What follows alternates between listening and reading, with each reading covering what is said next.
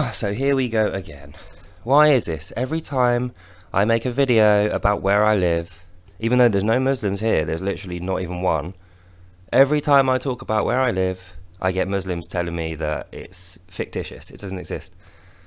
Mr. YAKO PC, stop arguing ridiculous nonsense. There's no such thing as an extremist Christian terrorist in real life. So stop comparing what I'm saying to this made up straw person of an extremist Christian terrorist. It does not exist. And the proof of that is, well, for me anyway, like I say, I can only talk about my personal experience and things that I personally know. I can't make up things like you're trying to do.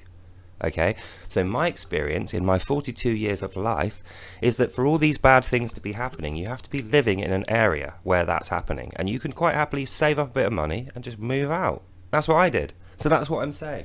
Where I live is lovely. There's barely any crime. There's no discrimination. There's no arguing neighbours. There's no bad drivers. There's no naughty kids. There's no fires. There's no rubbish in the streets. You know, there's no people shouting at each other in various different languages who have no driver licenses, crashing into each other. There's nothing like that. There's no terrorism. There's no bombs. There's no guns. There's no knife crime. There's barely anything. The worst thing you'll find around here is people smoking weed and, you know, the people from the estate down the road stealing stuff out of the shop. That's it. That's all we get. But you know what? It's because this entire area is Christians. Literally. 75-80% is Gurkhas who are Christians, and the remainder is middle-class whites who have retired and moved here.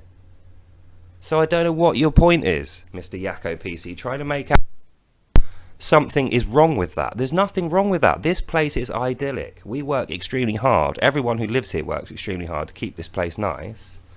You know, tidy it up and get to know your neighbours and just generally be kindly, good-natured people.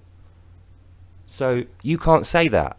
That's why you're upset with me. It's nothing to do with any of this stuff you're saying in reply to me trying to make out that Christians are, you know, extremist terrorists. It's complete unicorn horse crap, and you know it is. So please, like I said, if you want to have an adult discussion about these things, I'm quite happy to. But so far, all you've done is come at me with silly unicorn cats, made up stuff, rubbish basically, and I don't appreciate it. It's not making you look good. It's making your side look worse. So when I'm talking about, I'm not saying there are no good Muslims. I'm saying if you are white, there's a high chance that they will not treat you well. That's true. That's absolutely true. Like, you're doing it now.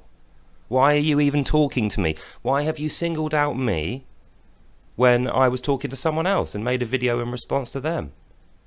I know why it is. It's tribal mob logic. You saw another Muslim. You don't care what the context is. You don't care what he said to me or why he might be undeserving of what I said to him, which was fair. You don't care about that. You just think Muslim versus white guy, you'll side with the Muslim. And that, my friend, is the problem. Because white guys don't side with, we don't gang up like that. We don't identify people by their skin colour or by their, you know, anything so stupid like that doesn't make any difference to the quality of the person. So that's all I have to say to you. I'm going to do a reset because every time I read your comments, I just think you're either an angry troll or a confused child. So I'm not going to get angry with you. So yeah, hope you cheer up.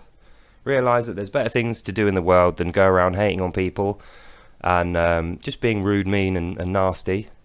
And just try and live a good life. Stop looking for trouble with guys like me. Like, I have no trouble with you. I'm entitled to my opinion on why things are the way they are and how things could be improved. That's normal discourse. That's how people talk in real life normally. Right? So if you're not doing that with me, what are you doing? Ask yourself that. So hopefully you enjoyed that, and I'll see you in the next one.